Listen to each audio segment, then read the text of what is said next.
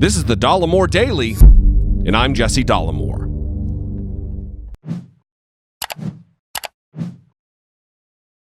It was announced the other day that Donald Trump is going to continue his full frontal assault on immigrants, a remarkably un-American attack on those legal immigrants who Republicans talk about so much, who follow the rules and wait in line and do it the right way, as well as refugees and the undocumented who bolster the economic well-being of our nation through honest, backbreaking labor.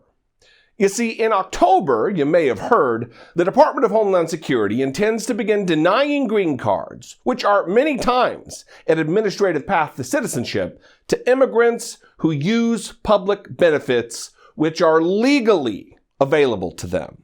Benefits like food stamps and Medicaid. This means that, among other effects, there will be thousands upon thousands of immigrants across the nation who have children who are natural-born Americans, who will have to choose between the health and welfare of their children and possibly being forced into a position of eventual deportation with or without their citizen children. As with many things related to Donald Trump's heartless and sociopathic and racist immigration policy freak show, this shouldn't be surprising to anyone. But as we have learned over the course of these past roughly 31 months, things which still don't surprise us anymore do continue to shock, disgust, and horrify us. Donald Trump's immigration obsession is a white supremacy wet dream. Let's talk about its inception and where Donald Trump's racist immigration policy maneuvers have shamefully led us as a nation. To start, there is no way to discuss Donald Trump's outlook about radically curtailing the numbers of black and brown immigrants to our country without referencing his very first moments as an official candidate for president of the United States. When Mexico sends its people, they're not sending their best. They're not sending you. They're not sending you. They're sending people that have lots of problems, and they're bringing those problems with us. They're bringing drugs, they're bringing crime, they're rapists, and some, I assume, are good people. Not only is that complete and utter fear-mongering horseshit, those aren't just the ramblings of a pathetic and weak-minded, mush-mouthed moron who, without his daddy's money, would be sleeping under a bridge somewhere. Those are the first spoken motivations of what drives Donald Trump's immigration policies: racism. It didn't take long for Donald Trump to turn up the volume of his signaling to white nationalist America First allies. He began to fine-tune his message that brown people are bad and scary and dangerous and pose a very real threat to the safety and security of the United States. Donald J. Trump is calling for a total and complete shutdown of Muslims entering the United States until our country's representatives can figure out what the hell is going on.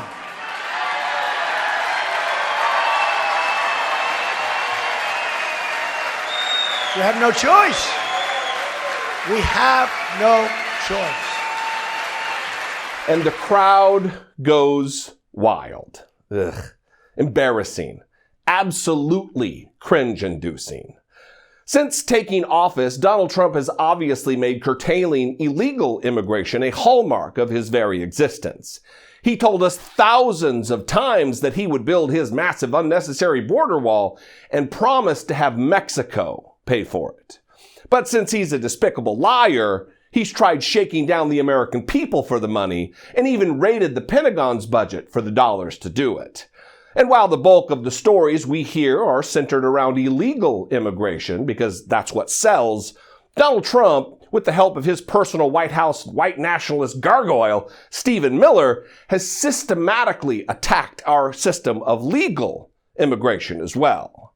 He began his cruelty crusade by targeting refugees.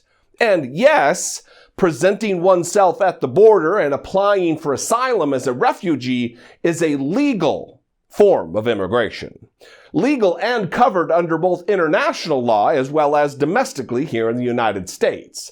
Trump en masse violated the human rights of thousands of families with children by kidnapping babies and toddlers and school-aged children from their parents and throwing them into squalid detention centers, where several have died in Trump's custody.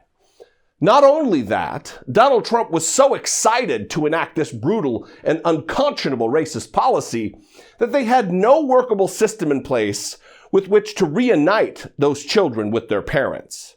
This means that very likely there could be thousands of children who will never see their parents again because of Donald Trump. In addition to this child separation ruthlessness, Donald Trump has attacked refugees and turned his back on the refugee resettlement program.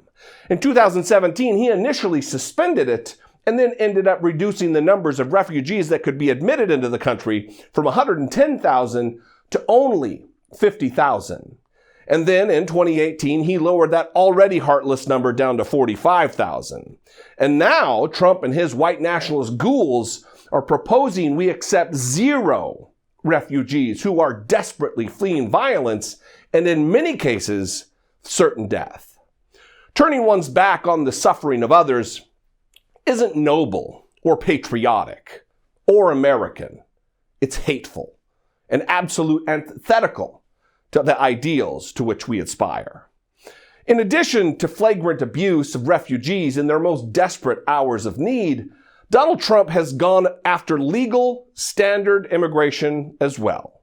In 2017, Donald Trump and Stephen Miller tried to ram through the RAISE Act through Congress. RAISE, the Reforming American Immigration for Strong Employment Act, which sought to dramatically cut the number of legal immigrants allowed into the country by over half. Also, the bill would have gutted support for refugees and eliminated the diversity visa lottery, which Donald Trump is very fond of lying about.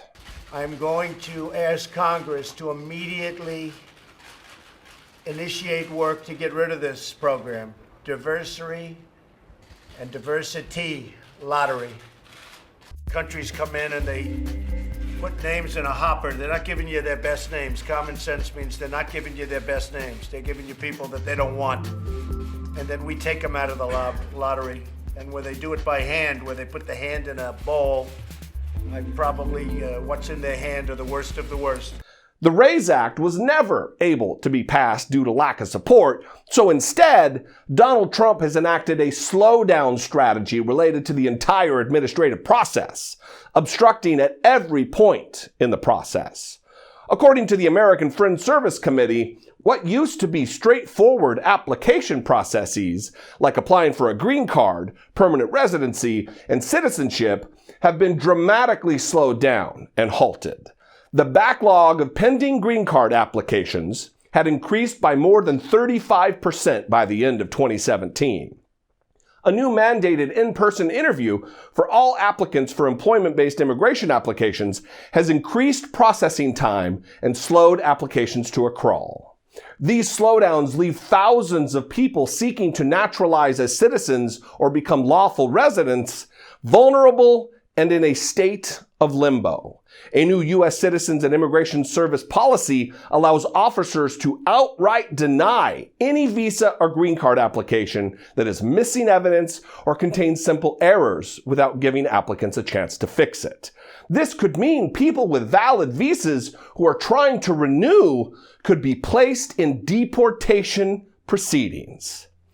Look, this could be an hour presentation of all the long-lasting and in some cases irreparable damage done to people and their families, as well as to the U.S. economy, all intended to satiate the whims of a hateful narcissist.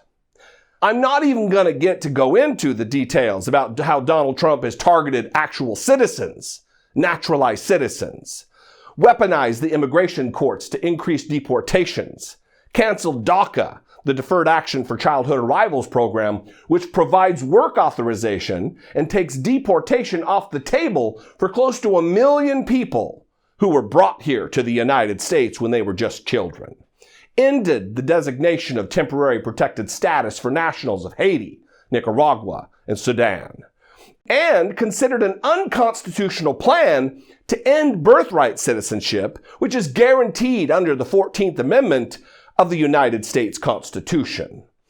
Any two of these things would be bad enough, but when stitched together, they create a systemically xenophobic America, a woefully unwelcoming nation which targets the needy and the desperate.